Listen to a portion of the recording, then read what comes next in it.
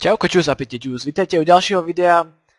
Toto videjko bude také možno trochu netypické. Je to také pokračovanie tejto našej minisérie s názvom Top 10. Tentokrát sme vybrali možno niečo z takého úchylnejšieho hľadiska. Budem sa zaoberať 10 najdivnejšími, no môže to povedať tak, fetišmi. V tomto videu bude to spracované cez obrázky a je to naozaj niekedy veľmi ťažké zohnať obrázky, hlavne také tie s vtipom po slovensky. Tak niektoré budú samozrejme po anglicky, dúfam, že vám to nevadí.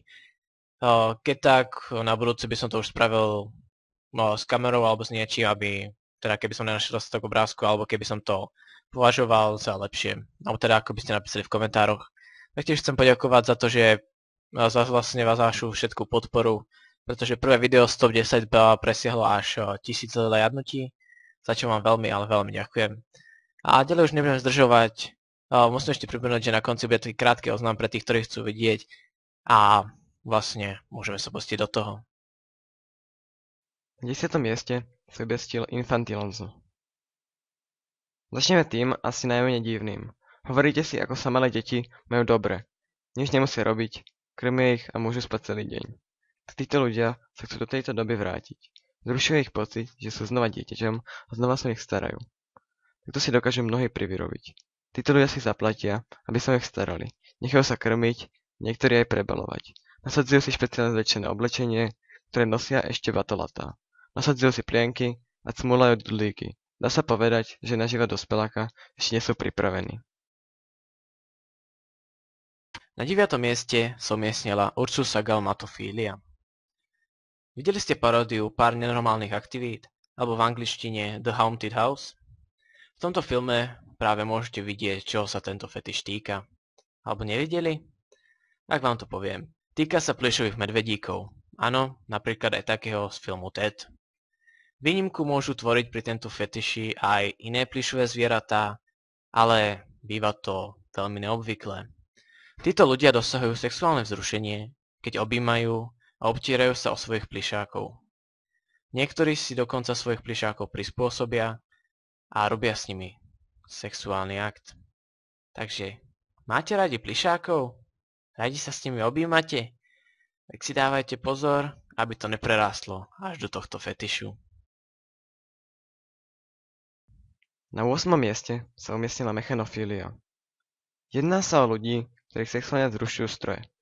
Patria sem hlavne motorové vozidlá, a to hlavne auta, ale aj bicykle, helikoptéry a taktiež lietadlá. Títo ľudia uprednostňujú tráviť čas so svojím vozidlom, starajú sa o ňo viac než o seba a vo voľných chvíľach sa pomocou neho sexuálne uspokojujú. Niektorým stačí pobyt v tomto vozidle, iným obtieranie a oblizovanie a iní používajú zväčša výfuk. Aj keď ľudia s týmto fetišom nikomu neubližujú, tento fetiš je zakázaný v celej Británii. Na 7. miesto sa dostala dendrofília. Myslíte si, že objímanie stromov je typické iba pre Greenpeaceákov alebo povedzme uctievačov matky prírody? V podstate je to tak, pretože ľudia s týmto fetišom to zobrali na úplne iný level. Sú sexuálne zrušení z kontaktu so stromom. Prvá fáza je podobná, čiže samozrejme objímanie, ktoré skoro vždy prejde až na boskávanie sa so stromom. Pri niektorých to musí prejsť až na takú tretiu úroveň, kedy daný dendrofilik zažíva sexuálny akt so svojím vybraným stromom. A ako to robia? Najdú si stromy, ktorých kmeň pri raste vytvoril dieru, ktorú si následne predstavujú ako vagínu. Následne sa snažia týmto aktom seba uspokojiť. Tento fetiš neplatí u všetkých iba na stromy, ale aj na veci, ktoré z nich boli vyrezané, a tak si niektorí dendrofilici zo stromov spravia svojich ideálnych partnerov. Keď človeka s takýmto fetišom pristihnú, tak mu udelia zákaz približne k tomu stromu, s ktorým si naviazal silné citové vzťahy, a často zákaz vstupu do všetkých parkov. Na 6. mieste sa umiestnila urolagnia. Jedná sa zvláštny fetiš, pri ktorom osoby dosahujú sexuálne vzrušenie, takže na niekoho vyprázdnia svoj močový mechúr, alebo je vyprázdnené na nich. Tento fetiš sa spomína napríklad vo filme Šéfovia na zabitie alebo v seriáli Sex v meste. Iný názov pre tento fetiš je Golden Shower alebo v preklade zlatá sprcha, a ľudia s týmto fetišom často tento moč aj pijú. Tento fetiš im slúži často iba ako predohra. Na 5. mieste sa umiestnila zoofilia. Zoofilia ako samostatné slovo označuje iba myšlienky na sexuálny akt so zvieraťom. Fetiš, ktorý zahŕňa aj sexuálny akt, sa označuje v angličtine ako bestiality alebo v preklade bestialita. Tento fetiš vyhľadávajú ako ženy, tak aj muži. Mužov pri tomto sexuálnom akte vzrušuje to, že môžu skúsiť iný druh sexu ako s človekom a taktiež sa počas tohto aktu cítia oveľa dominantnejší. Zvieratá, ktoré padajú do ich záujmu, sú mnohé, hlavne psy, kone, ovce a kozy. U žien je to podobné, chcú skúsiť iný sex ako s človekom a niekedy sa stáva kvôli tomu, že si s daným zvieraťom naviažu až príliš dobrý vzťah. Do ich záujmu padajú hlavne psy, ktoré sú pre nich ideálne, pretože nie sú príliš veľké a ťažké.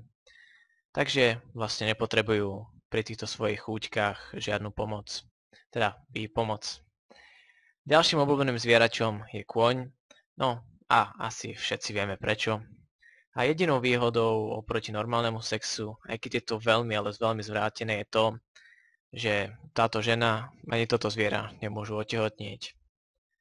Dôležité je vedieť, že zoofília je zakázaná v celej Európe, skoro všetkých štátov Ameriky, skoro celej Ázii a rozvinutejších afrických krajinách. Na 4. mieste sa umiestnila koprofília.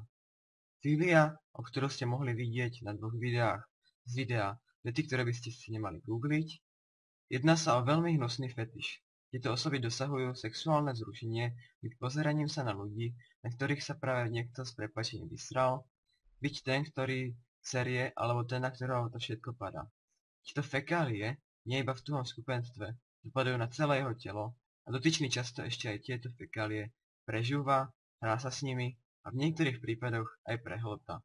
Je to naozaj odporný pohľad a tí, ktorých to vzrušuje, musia byť podľa mňa mentálne narušení.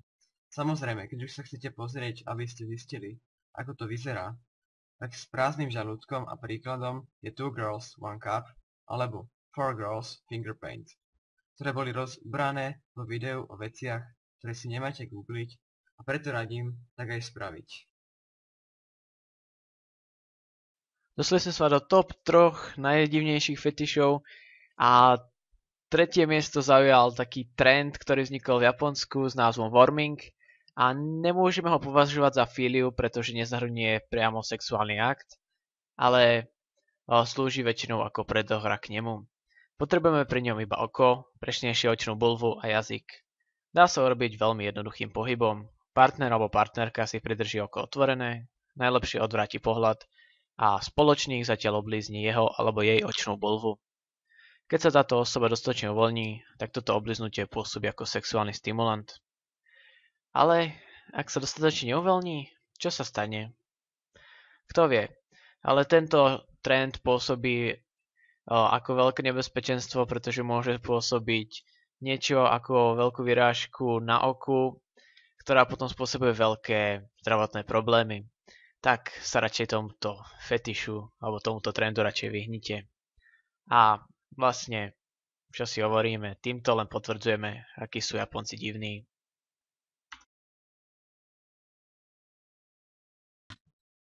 Na 2. mieste sa umiestnila formikofília. Nemáte radi chrobáky a vadí vám, keď na vás nejaké pristanú? Tak sa určite vyhnite ľuďom s formikofíliou, pretože týchto ľudí vzrušuje práve toto. Milujú a taktiež sa sexuálne vzrušia, keď pri nich lezú rôzne druhy hmyzu. Najčastejšie sa jedná o mravce, slimáky a šváby. Tento hmyz si dá táto osoba najčastejšie na genitálie a hmyz sa rozlezie po celom tele. Zanecháva slíz, hryznutia a látky, ktoré sa dostali do tela z uhryznutia hmyzu. Formikofilici pri tejto akcii samozrejme dosahujú orgazmus.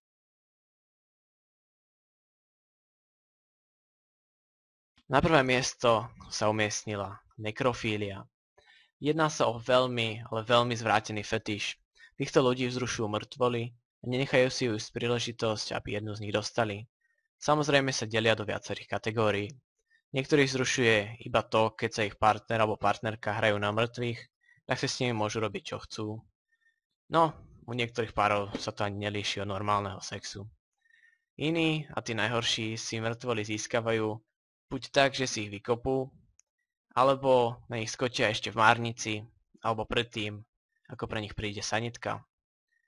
Niekoho to priťahuje, iný zase nevie uniesť smrť svojej milovanej, pre iného je to jediná možnosť ako zasenúť a iní si zase nájdu iný dôvod. A ak nad tým premýšľame, začneme si klásť otázky, robia to na sucho? Mŕtvola samozrejme nezvohne. Taktiež robia iba jednu mŕtvolu iba raz, alebo ju po akte vypláchnú a odložia na neskôr. Sú to veľmi zvládátené myšlienky a samozrejme dúfam, že sa to na Slovensko ani nedostane. Samozrejme treba vedieť, že nekrofilia je zakázaná vo väčšine štátov, inak by sme sa už aj teraz báli o mŕtvoli svojich drahých. Takže na záver chcem poďakovať vám všetkým za to, že ste si pozreli toto video. Naozaj vám veľmi ďakujem. Keď sa vám páčilo, dajte like, keď sa vám nepáčilo, dajte dislike. Viem, že v tomto videu bolo zlé to, že niektoré obrázky by mali byť vo väčšom formáte, pretože sa mierne rozmazávali. Ale to je pri tejto téme veľmi ťažké, pretože môžem dávať iba obrázky, ktoré môžem zobraziť, nejak by som musel dávať nejaké vekové obmedzenie. A to by som veľmi nerád. Ale na budúce už to bude nejaká téma, v ktorej bude asi oveľa viac obrázkov, takže nebojte, zlepší sa to. Tak tým, ktorí nechcú počúvať tento ďalší oznám, tak ďakujem za pozrenie a majte pekný deň. A tým ostatným chcem iba podotknúť to, že pôjdeme na dovolenku a počas tohto času nebudeme môcť natáčať videá, teda budeme môcť a budeme natáčať, ale nebudú sa môcť vydávať, pretože nemáme ako. Počas tohto času sa nevidú žiadne videá, ale hneď potom, čo sa vrátime z dovolenky, vydám tieto vlogy, ktoré pojmeme buď takou formou, že daily vlogov, alebo aspoň takým oznámením o každej lokácii, kde sa nachádzame. Tak toto bolo všetko aj k tomuto oznamu a ďakujem vám a prajem príjemný deň.